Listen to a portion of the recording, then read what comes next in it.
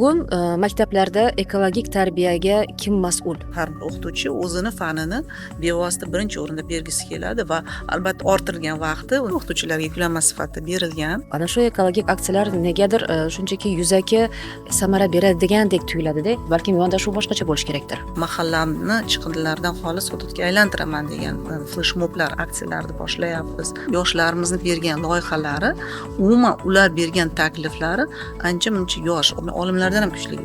O'zi mana shunday tadbirlar deylik, bolalarni o'sha maktabdan tashqaridagi xulq-atvoriga ta'sir etyaptimi? Birorta maktabda hozirgi kunda haligi yo'qda, bo'sh joyda o'zi yo'q. Kirib borasiz, haqiqatdan yam-yashil, hamma yoq zo'r, top-toza. O'quvchilarda ta'lim tarbiyasida ancha o'zgarishlar paydo bo'lgan. Nogironligi bor bolalar yoki uzoq chekka hududlarda yashovchi bolalarni ishtirokini ta'minlash qanday amalga oshiriladi? Fleshmoblar bo'lyapti. Raqsgacha tushgan. Men hamma bilan bir xil bo'lib o'zimni sezdim. Mani his qildimki, o'zim har tomonlama mukammal ekanman. Ekologik bilimlar, interaktiv o'yinlar, hamkorlikdagi loyihalar orqali targ'ib etiladi. Har qanday mutaxassis, demak, samaradorlikka erishish uchun albatta rivojlangan mamlakatlarni andoza qiladi. Chiqindini saralash to'g'ri, daraxtni ekish muhim, aksiyalarda qatnashish qiziqarli. Biroq ushbu sa'y-harakatlar bir martalik tadbir emas, balki barqaror odatga aylanishi uchun nima qilish kerak? Bugun O'zbekistonda bolalarning ekologik tarbiyasi haqida suhbatlashamiz. Qayerda kamchiliklar bor, dunyoda bu borada nimani o'rgansa bo'ladi va eng muhimi, qanday qilib ekologik aksiyalar shunchaki foto hisobot emas, balki barqaror madaniyatga aylanishi mumkin. Bu haqda Yashil suhbat mehmonlari bilan suhbatlashamiz. Bugun studiyamiz mehmonlari tanishing ekspertlar Zarina Abdullayeva hamda G'iyos Rustamov. Zarina Abdullayeva ekologiya, atrof muhitni muhofaza qilish va iqlim o'zgarish vazirligining ommaviy tadbirlarini tashkil etish va ekofaollar bilan ishlash bo'lim boshlig'i. G'iyos Rustamov atrof muhit va tabiatni muhofaza qilish texnologiyalari ilmiy tadqiqot instituti ekologik ta'lim va targ'ibot bo'limi boshlig'i, texnika fanlari falsafa doktori. Keling, dastlab bugungi kunda O'zbekistonda ekologik tarbiyaning ta'limdagi o'rni, bugungi ahvoli, muammolar haqida gaplashamiz. Keyin bu yo'nalishda qilinayotgan ishlarga to'xtalamiz. Bugun maktablarda ekologik tarbiyaga kim mas'ul? Biologiya o'qituvchisimi yoki tarbiya ishlari bo'yicha o'qituvchimi? Kim?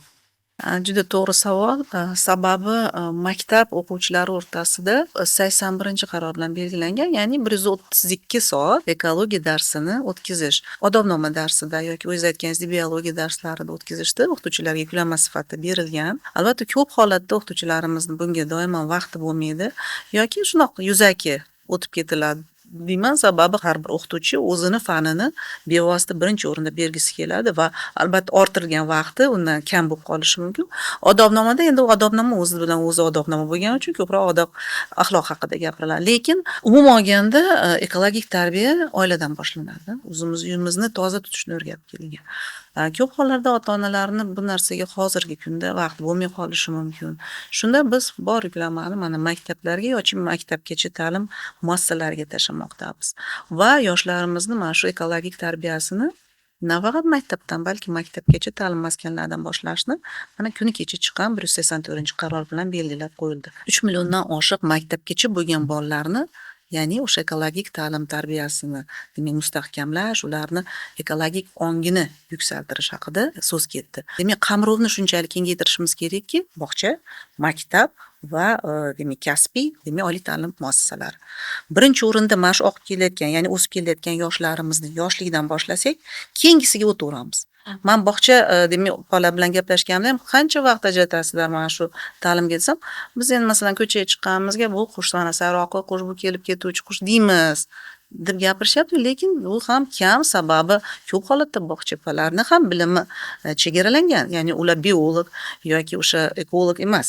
Shu sababli kerak joylarda bularni ham o'sha tarbiyachidan boshlash kerak, malakasini oshirish kerak deb o'ylaymiz va hozir shu yo'nalishda ishlarni amalga oshirmoqdamiz. Zarina opam, mana siz hozir yaqindagina qabul qilingan shu sa'y-harakatlar haqida gapirdingiz, lekin mana bugungi kunda maktab va umuman bog'cha ta'lim dasturida ekologik tarbiya qanday qamrab olingan? Ya'ni bu alohida bir bob tarzda o'qitiladimi yoki to'laqonli fan sifatida o'qitiladimi yoki deylik o'sha ochig'ini aytaylik rasmiyatchilik tarzidagi darsmi? 132 soat berilgan bo'lsa, bu dars sifatida emas, ya'ni qo'shimcha dars sifatida berilgan edi.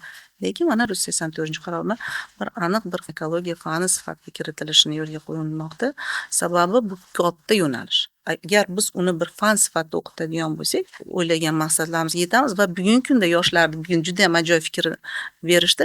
Ekologiya fani olimpiadalarini o'tkazish, g'oliblarni aniqlash va g'oliblar uchun buni ekologik turizm bilan bog'lagan holda qandaydir shu sayohatlarni tashkil qilish g'oliblarga deyishdi. Bu aynan yoshlarning o'zidan chiqqan takliflar. Bu tashabbuslar inobatga olinadi. Albatta. G'iyosga umuman o'qituvchilarni nima deb o'ylaysiz? O'sha ekologik tarbiya ustida ishlashda ijodiy va umuman tizimli yondashishga nima xalaqit qilyapti bugungi kunda?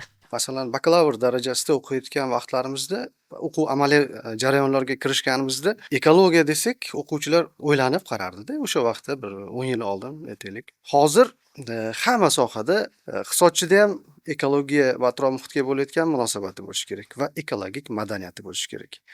O'qituvchida ham xuddi shunday.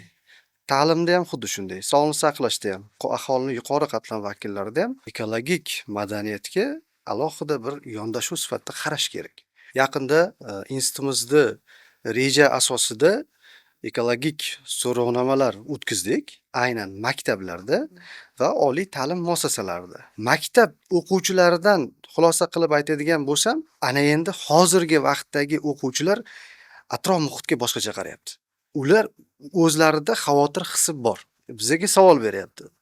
Siz mutaxassis sifatida 2030gacha atmosferada, biologik xilma-xillikda, yer yuzlarida chiqindi va hokazoda qanaqa o'zgarishlar bo'ladi va biz nimalarga tayyor bo'lishimiz kerak degan savolni berishyapti bizga. Maktab o'quvchilari berishyapti. 5-6-sinflarda ko'rdik, 7-8-sinf, 9-sinfda ko'rdik. Tasavvur qiling, oliy ta'limda o'qiyotgan talabalarday savol beryaptilar. Yana bitta xursand qiladigan tomoni, kichik loyihalar paydo bo'lyapti. Atmosferani havosini o'zgartirish bo'yicha, biologik xilma-xillik, flora faunani saqlab qolish bo'yicha noyob turlarini, ularda bitta bir g'oya paydo bo'lyapti-da. Bitta jamoa bo'lib shakllanyapti-da. Keling, bizda mana shunaqa g'oyalar bor deyapti. Biz bundan xursand bo'lyapmiz. Ana endi oliy ta'limga kirib bordik. Oliy ta'limda oldingiga nisbatan muhit ancha o'zgargan. Masalan, biz faqatgina ekologiya, atrof muhitni asrash kafedra yoki yo'nalishlariga biz e'tibor qaratmadik, balki o'sha boshqa yo'nalishlar, ularda ham qanaqadir bir g'oyalar paydo bo'lyapti-da. To'g'risini aytsam, o'zi alohida bir savolim bor edi. Bugungi yosh avlod vakillarini ekologik madaniyati, ya'ni o'sha atrof muhit ifloslanishiga, iqlim o'zgarishiga bo'lgan o'zini qiziqishi qanaqa deb so'ramoqchiman. O'zingiz aytib o'tdingiz, yaxshi. Bu quvontiradi albatta. Bilamiz, bugungi kunda maktablarda, oliy ta'lim muassasalari, maktab, o'rta ta'lim bog'chalarida turli ekologik aksiyalar o'tkaziladi, to'g'ri. Lekin ana shu ekologik aksiyalar negadir shunchaki yuzaki samara beradigandek tuyuladi-da. Bolalarning haqiqatdan ham o'sha ongiga tubdan ta'sir etishini sezish qiyin negadir. Balkim yondashuv boshqacha bo'lishi kerakdir. Ko'chada umuman taksichilik qilib yurgan odam ham necha chestitsalargacha, o'sha necha zarrachalargacha bilyapti, surishtiryapti va bu bizni quvontiradi. Sababi insonlar befarq emas. Birinchi o'rinda bolajonlar befarq emas. Demak, aholini 60% yoshlar tashkil etgandan keyin hammasini qabrov qilish qiyin. Lekin biz mana bu yilda boshidan boshlab yanvar-mart oylarida siz ekologiya oid qonunlarni bilasizmi? Ko'rik tanlovini o'tkazdik, ya'ni Bosh prokuratura bilan hamkorlikda. Maktab o'quvchilari o'rtasida mayli u o'sha g'olib bo'lmasin, lekin har bir tumanda, har bir mahallada bo'lib o'tdi mana shu demak birinchi tanlovi mahallaning o'zida, keyin o'sha tumanlararo viloyatga chiqdi va respublikaga chiqdi. Mayli yutmagan taqdirda ham ozgina bo'lsa ham o'sha qarorlarni, qonunlarni varaqladimi yoshlar, o'rgandimi? Chunki asosiy demak nuqtasi ya'ni savolnoma edi. Intellektual ring, ya'ni yoshlarni aynan ekologik bilimlarini tekshirish bo'yicha. Buni tayyorlanish uchun ular o'sha konstitutsiyani yoki o'sha 171-qaror yoki mana shu 184-qarorlar hammasini ochib o'qishga majbur bo'lishdi. Mayli kerak paytda bu majburiy bo'lsin ham. Lekin bilgan holda, bilgan odam bari ogoh bo'ladi. Ertaga o'zidan keyingi o'sha o'rtog'ini, ukasini, boshqasini ogohlantiradimi? Biz yosh kattalarni bari fikrlashimiz boshqacha. Lekin o'zini tengini eshitish gapini ko'proq ta'sir qiladi deb o'ylayman. Mana ploginglar o'tkazyapmiz. Ploging demak o'sha tozalash musobaqalari. Buni ham o'sha kunini kutmaymiz. Qachon tozalik kuni bo'lar ekan yo hashar bo'lar ekan. Hafta aytisiga hozir mana mahallamni chiqindilardan xolis hududga aylantiraman degan fleshmoblar, aksiyalarni boshlayapmiz. Shu o'rinda savol paydo bo'ladi. Yoshlarni, aynan bolalarni hasharlarga jalb etish qanchalik to'g'ri? Bu muhimmi, kerakmi? Menimcha juda ham kerak narsa. Sababi bu yerda birinchidan bularda musobaqalashuv hissi bor. Bu yerda bular hech kim majbur qilmaydi. Ikkinchidan bular volontyor, ko'ngilli degan, demak bular hamma ishga tayyor degan va beg'araz. Tozalash ishlari menimcha birinchi o'rinda savob ish. Men shunday deb tushuntiraman. Sizlar savob ish qilyapsizlar. Sizlar yerni yuzini tozalayapsizlar. Yerni yuzini tozalaganda o'zini ham yuzi yorug' bo'ladi deb shu narsalarni tushuntiramizki, bolalar buni tushunib yetyapti. Yonib turgan ko'zlardan, ularni berayotgan takliflaridan biz to'g'risi kelgusi rejalarimizni, ishlarimizni rejalashtiramiz. Nima qiziq yoshlarimiz uchun. Avgust oyida bizda o'sha 4-marta yosh ekologlar va turizm elchilari qurultoyi bo'lib o'tadi, xalqaro. Juda ham keng miqyosda o'tadigan ham ekologiyaga qiziqqan yoshlar, ham turizmga qiziqqan yoshlarimiz o'zini fikrlari, debatlar, turli xil bir tanlovlarda ishtirok etish orqali va har yili o'sha 1000 tadan yoshlarimizni, har bir hududdan 57 tadan yosh, ya'ni bu yerda ham iqtidorli yoshlarimiz, ham Spartakiada g'oliblari, ham nogironligi bor yoshlarimiz, ijtimoiy himoyaga muhtoj bo'lgan yoshlarimiz hammasi bitta jamoa bo'lib ishlashadi. Markaziy Osiyo davlatlaridan vakillar ham bor. Ular o'zaro muloqot qilib fikr almashadi. Ya'ni Orol dengizi muammosi ko'tariladi, uni hal qilish yo'llarini. Orol bo'yi turizmi tadbirlarimiz o'tadi. Albatta mana shu ilmiy institutlar bilan birgalikda ham o'sha daraxt ekish, ham 100 ming qadam, ya'ni ham sport, hamma tadbirlar birlashgan holda yakuniy esa albatta katta bir konsert bilan yakunlaymizki, sababi yoshlarimiz nafaqat bilimlar, balki qandaydir ko'ngil ochar tadbirlar orqali ham shu ekologiyani, atrof muhitga bo'lgan muhabbatini o'stirish. Qo'shimcha qilmoqchiman. Respublikamizda o'sha ekologik kalendar sanalar bor-da. Masalan, 22-mart Butunjahon suv kuni. 22-may demak biologik xilma-xillikni saqlash kuni. 5-iyun demak Butunjahon atrof muhitni muhofaza qilish kuni. Mana shu tadbirlarda endi biz taklif sifatida e'tirof etmoqchiman. Ko'rik tanlov qilsak, mana shu ko'rik tanlovga o'zgacha bir yondashuv qilardi-da ular. Ustoz, mana siz mutaxassislar, mana shu katta bir tadbirlar bo'ladi. Yoki bo'lmasa Butunjahon masalan tozalash kuni 21-sentyabrda. Bayram tadbirlarida katta bir marafonlar yoki bo'lmasa bir olimpiada ko'rinishidagi bir tanlovlar qilish kerak. Maktabdan yutgandan keyin masalan oliy ta'lim muassasalari darajasida agarda biz mana shuni yo'lga qo'ya olsak, bu narsa davomli bo'ladi-da. U faqatgina iqtisodiy manfaat bo'lishi kerak emas, albatta individualniy bir madaniyat shakllanishi kerak. Chunki yosh qatlam ertaga orqaga qaraganda biz mana shu yo'ldan bosib o'tdik, mana shu ekologiyani biz mana shunaqa holatga keltirib qo'ydik deyish kerak emas. O'rinli bitta savol bor. Mana siz aytyapsiz, tanlovlar, viktorinalar o'tkazilishi kerak deyapsiz maktablar miqyosida, to'g'ri. Lekin bitta narsaga e'tibor berish kerak. Ayrim hollarda mana shunday tanlovlar ko'pincha ma'lum bir iboralarni yod olish yoki plakatlar bilan chegaralanib qolinadi. Balkim siz aytgandek samara berish uchun ehtimol o'sha amaliy vazifalarni kuchaytirish kerakdir balkim. Oldingi ko'proq teoriyaga yondashgan ma'lum bir ko'rgazma yoki ma'lum bir obyektni tasvirlash orqali cheklanib qolingan, lekin hozirgi kunda masalan suv resurslarini saqlash yoki muhofaza qilish yoki bo'lmasam bitta misol tariqasida Toshkent shahri atmosfera havosini muhofaza qilish va kelgusida 2030-yilgacha bo'lgan jarayonni yoki bo'lmasa qum-chang bo'ronlarni modellashtirish. Mana shunday yo'nalishlarni biz kurs ishi deymizmi yoki bo'lmasam qanaqadir bir amaliy vazifa sifatida bera olsak, mayli to'g'ri yechmasin, to'g'ri modellashtirmasin, aniq bir bizga usul yoki metod bermasin, lekin ularda sekin-sekin o'sha narsaga jarayonga kirishish bo'ladi-da. 2030-yilgacha mana bunday holatda bo'ladi. O'sha jarayonlarni professional qilmasin, lekin kichik bir yechimini qilib bera oladi-ku. Ommaviy tadbirlar siz aytgan narsalar qilyapmiz. Hamma saytga kirib qarab turish kerak. Har bir sana bo'yicha o'sha siz aytgan tadbirlar o'tadi. O'sha 22-may bo'yicha ham bioxilma-xillik kuni. Bizni umumiy olganda ommaviy demak tadbirlarni tashkil etish bo'limining ishi o'tgan yil davomida bizda 2 million yoshlarni biz birlashtirdik o'zimiz atrofimizda tadbirlar davomida. Buning ichida albatta bizdan qatnashganlardan tashqari shu tadbirlar davomida mahalliy aholini qatnashgan yoki o'rgani kelganini ham hisobga olyapmiz-da. Albatta har bir tadbir doirasida biz birinchi o'rinda nimani gapiramiz? o'zimizni sohani, o'zimizni yo'nalishda gapiramiz va buni qanday qilib amalga oshirish yo'llarini gapiramiz. Albatta buni qiziqarli qanaqa konsert programmasimi yoki o'sha viktorinami boshqa bilan ulab ketamiz. Lekin asosiy maqsad shu aholini madaniyatini oshirish. Kuni kecha Bo'stonliq tumanida demak eko oromgoh o'tdi. Respublikadan 200 ta kelgan yoshlarimiz o'rtasida o'zi loyihalari bilan ham qatnashdi. Kuni kecha Expo o'tgan demak o'sha ko'rgazmasida ham yoshlarimizni bergan loyihalari, umuman ular bergan takliflari ancha-muncha yosh, olimlardan ham kuchli edi. Oddiy misol qilib aytganda, ya'ni turbinalarni yasash, yo'lda bo'yiga qo'ygan turbinasi hisobiga, ya'ni mashinalarni o'tish tezligi hisobiga energiyani akkumulyировать qilib, kechqurun yoritish moslamasini qilganligi haqida. Buni maktab o'quvchilaridan kelgan taklif. Bundan tashqari shu quyoshli panelni ustiga qo'yib, traktorni kultivatsiya qilish. Bu yerda quyoshda turmay salqinda turib, misol, bu faqatgina 2-3 ta iqtidorli bolaning taklifi-ku deymiz. Lekin shu 2-3 ta bolaning ham taklifi ertaga bir e'lon qilinganda yoki o'sha Instagram sahifasida bo'lgan boshqada qo'yilganda qolgan bolalarni ham o'ziga jalb qiladi-ku. Endi maktablarda daraxt ekish aksiyalari ham o'tkaziladi, to'g'rimi? Ayrim hollarda mana shunday aksiyalar daraxtlarni beparvarish qolishiga olib kelmayaptimi? Oxiri shu bilan tugamayaptimi? Yo'q, bilasizmi, biz mana bitta yangilik qildik. Demak, birinchisi bu 31-maktabda namunali bir test variantini qildik. Har bir birinchi sinfga kelgan maktab o'quvchilari o'zidan bitta daraxt ekish. Agar uni albatta ko'p qilsak, maktabda hududi yetmaydi buncha daraxtga, shuning uchun bitta sinfdan bitta daraxt. Ya'ni o'sib kelayotgan daraxt fonida har yili rasmga tushish. Mana bu yil agar o'tgan yildan boshlangan bo'lsa, bu yil 2-sinf rasmga tushadi. Ya'ni o'sib kelayotgan daraxt o'ziga g'amxo'rlik qiladi.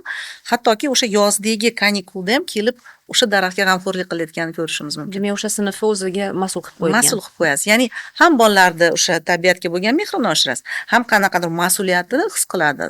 Sababi shu daraxt meni g'amxo'rligimga demak muhtoj, men unga qarayman. Bundan tashqari bizda o'sha nodavlat tashkilotlari bilan ish ham yo'lga qo'yilgan. Bizda individu tashkiloti bor. Ya'ni u ham kelib mana yoshlarimizga o'sha urug'laridan, o'sha yong'oq urug'i bo'ladimi yo boshqa urug'lardan ekib, shu yerni o'zida o'sha ko'chatlarini keyinchalik o'sha olib chiqib ekishni shaxsiy bir namunasida kelib ko'rsatib berdi. 20-sentyabr demak Zero Waste kuni, ya'ni biz o'sha Bo'stonliqda qilgan tadbirimizda ham umuman tog' yonbog'larida dam oluvchilar, ya'ni eko turizm deymiz, piknik madaniyati deymiz. O'zidan keyin axlatlarni tashlab kelayotgan axlatini yoshlarimiz chiqib oldi. Terdi. Respublika bo'yicha 37 tonna musорni yig'ishtirdi. Ya'ni onlayn tarzida katta ekranda bir vaqtda start berildi. 1 soat ichida mana shu demak chiqindi yig'ildi. O'sha vazirimiz ham qatnashdi, shaxsiy tajribasida musor yig'ildi, boshqa qildi. Bir martalik tadbir emas, biz har oyda harakat qilamiz shu narsani o'tkazishga. Birinchidan ham musobaqalashib bor, ham har bir o'sha ishtirokchi o'ziga o'sha qanaqadir sovg'a olib ketadi, qanaqadir motivatsiya oladi. O'zi mana shunday aksiyalar, tadbirlar deylik, bolalarni o'sha maktabdan tashqaridagi xulq-atvoriga ta'sir etyaptimi? Buni kimdir monitoring qiladimi? Qilsa kim qiladi monitoring? Qanday olib boriladi? Hozir bolalarimiz o'sha yozgi ta'til dam olish payti biz o'sha yozgi tadbirlarimizni ham yo'lga qo'yganmizki, ular bo'sh vaqtida hozir qanaqa fikr takliflarini berishadi. Mana shu yozgi demak eko oromgoh, ertaga yana tadbir. Bularni hammasi o'zi kelishadi vazirlikka yoki o'sha boshqarmalarga takliflari bilan kelishadi. Birinchi o'rinda so'raymiz, "Sen o'zi o'qishingdan ortib bizga vaqt ajratalasanmi?" deydi. Ajrataman deydi. Ya'ni agar obedgacha o'qishi bo'lsa, obeddan keyin o'sha demak ekologiya boshqarmalariga borib, "Mendan nima yordam?" deb so'rashyapti. Menda mana shu tashabbus bor. Bugungi qizimiz mana bugun suhbat o'tkazdik. Necha yoshli bolalar atrofida bo'lyapti bu gap? Uzr gapingiz bo'ldi. Bu mana shu 14-17 yosh. Chunki bular o'zidan keyingilarga ham tushuntiryapti. Shu qizchamiz aytayaptiki, "Men bog'chada boshladim", deyapti. Bog'chada o'zimni ukalarim olib bordim, deyapti. Ularni ham o'rgatdim, o'zim ham qildim deb o'zini misolida tushuntirib berdiki, nechta bog'chaga borib chiqqanini. Buni agar hisoblasangiz, o'sha bog'chada kirib chiqqan bog'chasida ham har bir guruhda masalan 20 ta bola bo'lsin deylik. Demak, o'sha kirib chiqqan shuncha bolani o'zini atrofida birlashtirdi. Mutaxassisimiz to'g'ri aytdilar. Yozgi maktablarni masalan tashkil etishdan asosiy maqsad ekologik holati og'ir bo'lgan hududlardan misol tariqasida hozir bizda ko'proq endi Orolbo'yi mintaqasi tushuniladi. Boradi, o'sha hududga ko'radida qanaqangi yechimlar qilsak bo'ladi. Hozir mana Yashil makon umummilliy loyihasida respublikamizda har yili daraxt ekish aksiyalari, respublikamizda yashil biomassani saqlash va uni tiklash chora-tadbirlari respublikamizda o'sha 2030-yilgacha bo'lgan vaqtda 30% ga oshirish masalasi qo'yilgan. Hududlarga borganda o'sha yozgi maktablarda tashkil etishdan asosiy maqsad ko'zi bilan ko'rib, unga o'zini yechimlarini taklif etadi. Birorta maktabda hozirgi kunda haligi yo'qda, ya'ni bo'sh joyda o'zi yo'q. Kirib borasiz, haqiqatdan yam-yashil, hamma yoq zo'r, top-toza, o'quvchilarni ta'lim tarbiyasida ancha o'zgarishlar paydo bo'lgan. Endi biz bilmaydi, qachon borishimizni, qaysi vaqtda kirib borishimizni. Tasodifan borsangiz ham hamma yoq yaxshi maktablarda. Men daraxtlar bo'yicha yana aytmoqchi edim. Bizda mana shu 184-qaror bo'yicha yangi daraxt, yangi nafas eko chempionati bo'lib o'tishi mo'ljallanyapti. Eko chempionat, ya'ni umuman aholi o'rtasida eng ko'p daraxt ekkanni belgilab va shu o'rtasida chempionat o'tkazish. Balki hozir nizomni o'sha tayyorlanyapti. Mahallalar ichida alohida olinadi va biz hududlarga bo'lib aniqlashtiramiz deb o'ylayman. Har bir tadbirimizdan oldin birinchi o'rinda bu daraxt ekish aksiyasi o'tkaziladi. Demak, yilni boshidan beri nechta tadbir o'tgan bo'lsa, hammasida albatta o'sha hududlarda birinchi o'rinda joyini belgilab, daraxt ekib, albatta o'sha yerda suv o'tadigan joy bo'lishi kerak. U keyinchalik yoshlar agar ketgan taqdirda ham boshqa tadbirga bu yerda o'sha qarovi bor joylarga ekishga harakat qilyapmizki, suv o'tadigan joyga va albatta biz ekologiya boshqarmalarining nazorati ostidagi joylarga. O'zi mana shu siz aytayotgan tadbirlar va aksiyalarda yuqorida ham aytdingiz, nogironligi bor bolalar yoki uzoq chekka hududlarda yashovchi bolalarni ishtirokini ta'minlash qanday amalga oshiriladi? Bilasizmi, bizda o'zi bazasi hosil qilingan o'sha iqtidorli yoshlar bilan nogiron bolalar o'rtasida juda ham yaxshi chizadigan bolalarimiz bor. Shu sababli biz tabiat yosh rassomlar nigohida yoki qushlar yosh rassomlar nigohida mana qushlarni oziqlantirish kunimiz bor. Bular tadbirlarni o'tkazishdan maqsad ham nafaqat ularni o'sha iqtidorini ko'rsatish, balki ularni tabiatga bergan muhabbatini aynan yaratgan o'sha ijodiy bir asarlar orqali namoyish etishga qaratilgan. Birinchisini aytib o'tmoqchiman, misol sifatida bitta qizimiz kelganda, albatta o'sha nogironlar aravachasida shunaqa u qizdagi baxtiyor hissi sababi o'sha fleshmoblar bo'lyapti. Raqsgacha tushganda, o'rtada turib raqsga tushib, men hamma bilan bir xil bo'lib o'zimni sezdim. Mani his qildimki, o'zim har tomonlama mukammal ekanman. Shu narsani o'zi bizga masalan o'sha tadbirimizga ham, umuman olganda biz vazirligimizga ham nisbatan bo'lgan munosabati deb o'ylayman. Mana hozir suhbatimizdan shunday xulosa bo'lyaptiki, ya'ni o'sha bolalar, ayniqsa yoshlar o'sha atrof muhitga bo'lgan befarq emasliklarini sezyapmiz, lekin ularni yo'naltirib turuvchi pedagoglarning o'rni juda ham muhim ahamiyatga ega. Bugungi kunda o'sha pedagoglarning ekologik faoliyatini kim tayyorlayapti? Qandaydir bir aytaylik seminar, treninglar yoki o'sha darslar, mahorat darslari, metodikalar bormi bu yo'nalishda? Mana o'tgan yildan beri jamoatchi ekologiya inspektori kurslari tashkil etilgan 72 soatlik.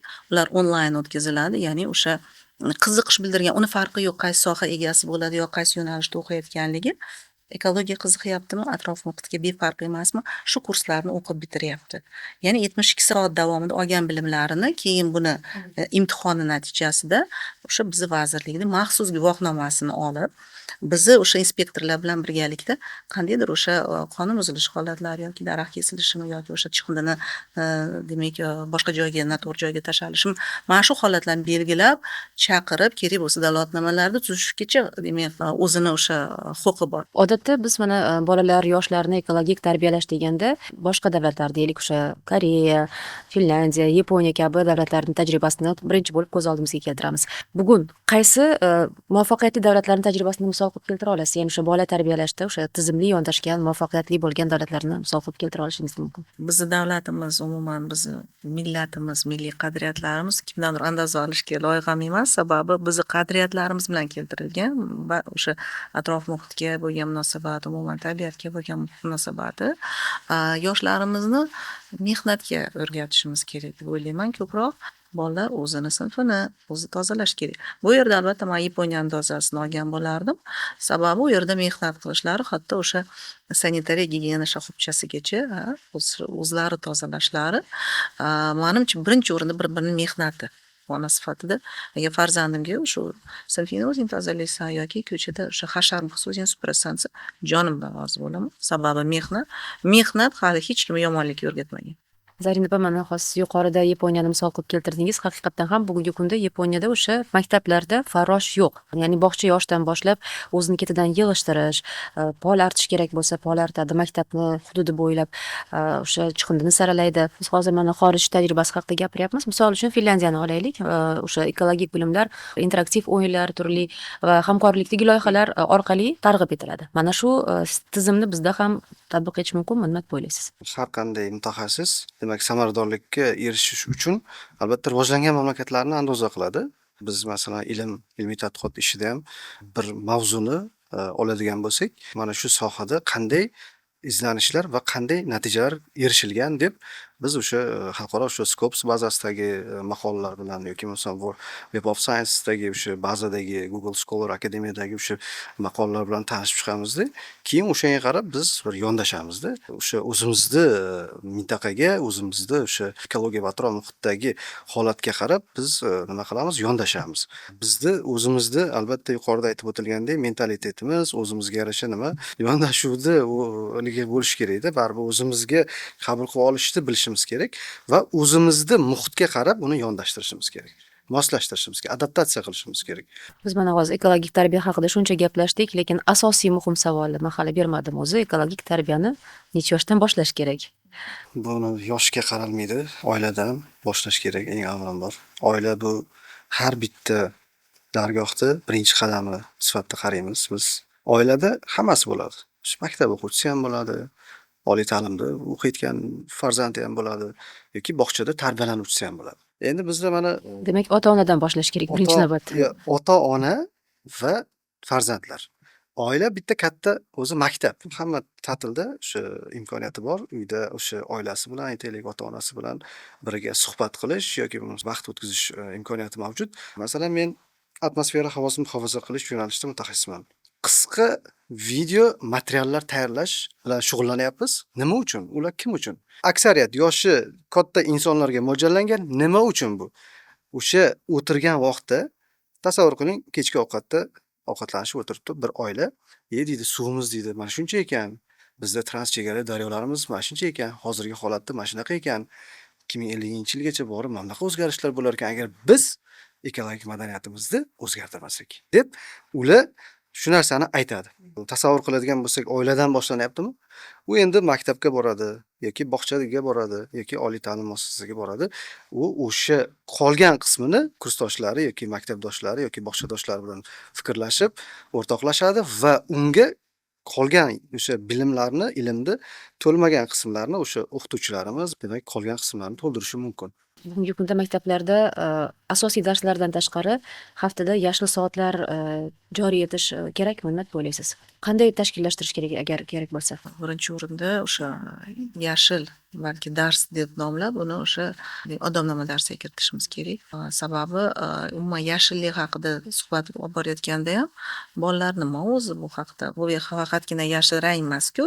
U uchun albatta birinchi o'rinda biz o'sha ustozlarni o'zini ham albatta seminarlarni tashkil qilishni rejalashtiryapmiz. Sababi ertaga o'qituvchi shu dars mobaynida nima haqida gapirishi kerak. Sababi hammasi ham biolog yo ekolog emas-ku. Odamnoma o'qituvchisi yo o'sha tarixchi bo'lishi mumkin, yo gumanitariy bo'lishi mumkin. Shu sababli qiyinchilik tug'ilmasligi uchun albatta ularga qanaqadir yo'llanmalarni berishimiz kerak. Bizda mana shu katta armiyamiz bor yoshlardan iborat. Ular ham mana shu darslarda borib o'zini qandaydir interaktiv bir o'yinlar bilan yoshlarni qiziqtirish kerak deb o'ylayman. Suvga bo'lgan munosabatimiz, o'sha elektr energiya, hamma narsaga bo'lgan munosabatimizni o'zgartirishimiz kerak. Mana oddiy misol qilib yoshlarga aytamizki, bitta shu tishingizni yuvganingizda suvni o'chirmasdan necha litr suv ketadi deb o'ylaysiz? Kimdir 5 litr deyapti. 30 litrdan oshiq suv ketadi. Uni qanchalik o'sha baland-past qilib ochilganiga qarab. Darslar qanday formatda o'tganda yaxshiroq, samaraliroq deb o'ylaysiz? Ya'ni questlar orqali, ekskursiyami yoki joylarda amaliy vazifalar? Umuman musobaqalashuv jarayoni yoshlarda ko'proq qiziqish uyg'otadi. Men shuni bilaman. Sababi men undan o'zishim kerak. Men birinchi o'rinni olishim kerak. Demak, savolga yaxshi tayyor bo'lishim kerak.